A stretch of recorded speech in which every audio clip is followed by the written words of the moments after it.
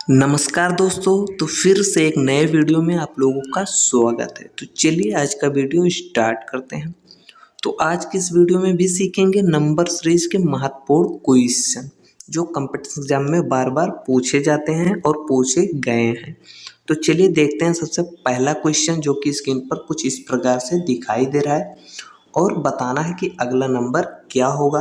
तो जब ये पता होगा कि 1 से 3 कैसे हुआ, 3 से 7 कैसे हुआ, 7 से 13 कैसे हुआ और 13 से 21 कैसे हुआ, जब ये पता होगा तभी हम बता पाएंगे कि अगला नंबर क्या होगा। तो चलिए जान लेते हैं इसका सिंपल ट्रिक क्या है। तो देखिए 1 से हो गया है 3, तो सीधा दिख रहा है, गुणा से तो होगा नहीं, ना भाग से होगा, तो सीधा सीधा दिखेगा ऐसा क्वेश्चन। तो आपको अंतर सबसे पहले देखना है क्योंकि ऐसा क्वेश्चन ज़्यादातर अंतर से ही सॉल्व होता है। तो देखिए 1 से 3 हुआ मतलब अंतर कितना है, 2 का, तो मतलब 1 में 2 जोड़ दिया है तो हो गया है 3। फिर 3 से हो गया 7, फिर इसमें अगर 4 जोड़ देते हैं तो हो जाता है 7। फिर देखिए 7 से हुआ 13, तो इसमें कितना जोड़ा है, तो इसमें जोड़ा है 6 तो हो गया है 13। फिर देखिए 13 से हुआ 21, तो इसमें जोड़ दिया कितना, 13 में 8 जोड़ देते हैं तो हो जाता है 21। तो देखिए पता चल गया, हमें तरीका पता हो गया कि अगला नंबर क्या होगा। देखिए 2, फिर 2 के बाद 4, फिर 4 के बाद 6, 6 के बाद 8, तो आगे 10 जोड़ देंगे। तो देखिए अब 21 में 10 जोड़ेंगे तो कितना हो जाएगा, 31।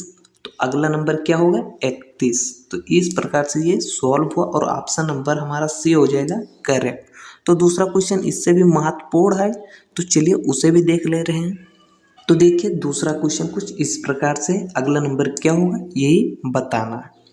तो देखिए ऐसे क्वेश्चन को ना तो गुणा से कर पाएंगे ना तो भाग से कर पाएंगे, क्योंकि देखिए 138 को गुणा करेंगे तो 260 से ऊपर आएगा, तो मतलब यहाँ 161 है, तो गुणा से तो होगा नहीं। भाग से करेंगे तो 138 को जब भाग करेंगे 2 से तो 69 होगा, लेकिन 161 है तो ना गुणा से ना भाग से। तो ये सिर्फ बस एक ही तरीके से होगा अंतर, 138 से हुआ 161, तो मतलब 138 में कितना जोड़ा होगा। तो अगर नहीं पता है तो आगे वाली संख्या में से पीछे वाली घटा दीजिए, अभी पता हो जाएगा। तो देखिए 161 में से 138 घटा देते हैं, तो देखिए एक इधर हासिल लिया तो 11 हुआ, 11 में से 8 घटाएंगे तो कितना होगा 3, और इधर एक दे दिया था तो बचा था 5, 5 में से 3 गया तो कितना हुआ 2। तो मतलब इसमें क्या हुआ, 138 में 23 जोड़ दिया है तो हो गया है कितना 161। फिर देखिए 161 से हुआ 185, तो फिर वैसे करेंगे 185 में से 161 घटाएंगे, अभी पता होगा कि अगला नंबर क्या होगा। तो देखिए 185 में से 161 घटा देंगे, 5 में से गया 4, 8 में से 6 गया तो कितना होगा 2, तो मतलब 24। तो अगला मतलब इसमें 24 जोड़ दिया, तो 161 में 24 जोड़ा है तो 185 हो गया है। तो फिर आगे देखिए क्या जोड़ रहा है, तो 210 हो रहा है। तो देखिए इसमें कितना जोड़ा है, तो देखिए 210 में से 185 घटा देंगे, तो देखिए इधर हुआ 10, 10 में से 5 घटाएंगे कितना होगा 5। फिर देखिए ये इधर से हासिल लिया तो 11 हुआ था, एक इधर दे दिया तो कितना बचा 10, 10 में से 8 गया तो कितना हुआ 2। तो मतलब यहाँ पर देखिए 25, 185 में 25 जोड़ देते हैं तो हो जाता है 210। तो अब देखिए पहले 23 जोड़ा, फिर 24, फिर 25, तो आगे क्या जोड़ देंगे 26 जोड़ देंगे। तो 26 जोड़ देंगे तो 210 में 26 जोड़ेंगे तो कितना हो जाएगा, तो हो जाएगा 236। तो अगला नंबर हो जाएगा हमारा 236। तो कौन सा ऑप्शन सही हो जाएगा, ऑप्शन नंबर बी हो जाएगा हमारा करेक्ट। इस प्रकार से ये क्वेश्चन हमारा सॉल्व हुआ। तो चलिए अगला क्वेश्चन देखते हैं। तो देखिए अगला क्वेश्चन कुछ इस प्रकार से हमारा दिया है, अगला नंबर क्या होगा यही बताना है। 3 से हो गया है 15, तो अब 15 हुआ तो अगर हम 5 से गुणा कर देते हैं तो 15 हो जाता है, लेकिन फिर 15 को भी करेंगे तो देखिए इसे 5 से गुणा करने पर भी नहीं हो रहा है, 4 से भी करने पर नहीं हो रहा है, 6 से भी करने पर नहीं हो रहा है, तो मतलब ये गुणे से नहीं होगा। तो ये होगा कैसे, अंतर से ही ये भी हमारा लग रहा है कि हो जाएगा। तो देख रहे हैं कि इसके बीच में अंतर कितना है। तो देखिए 3 से हुआ 15, तो अगर इसमें हम 12 जोड़ देते हैं तो हो जाता है 15। फिर 15 से हुआ 35, तो अगर इसमें 20 जोड़ देते हैं 15 में तो हो जाता है 35। फिर 35 से हुआ है कितना 63, तो अब 63 कैसे हुआ, कितना जोड़ा होगा, तो इसमें जोड़ दिया है 28, तो देखिए 8 5 13 के 3 हासिल आ गए 1 3 2 5 और 6 तो हो गया है आगे 63।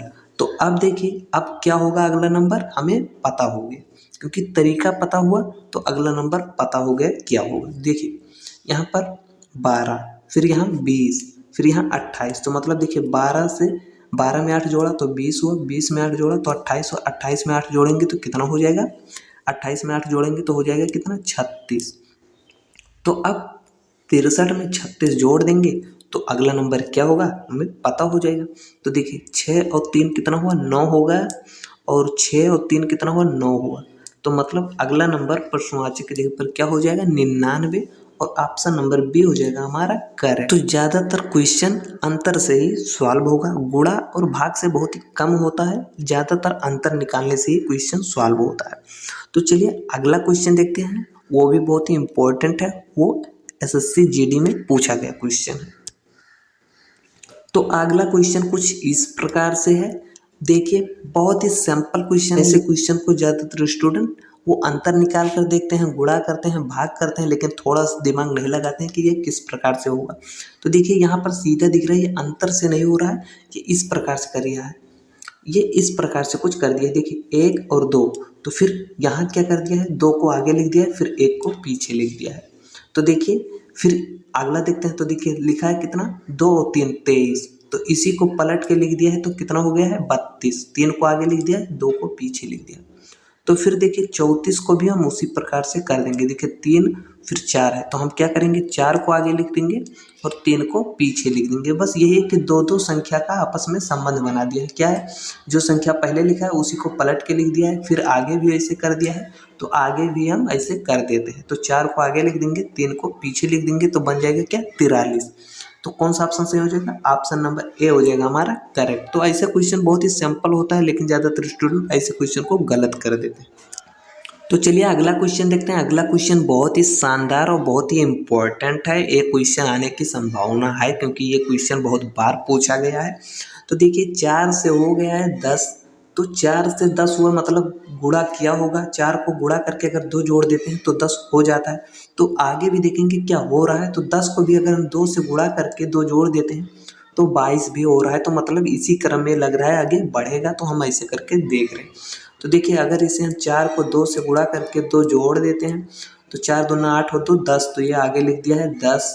फिर देखते हैं 10 को भी 2 से गुणा करके 2 जोड़ देते हैं तो कितना हो जाता है, 10 दूना 20 2 22, तो ये आगे लिख दिया है 22।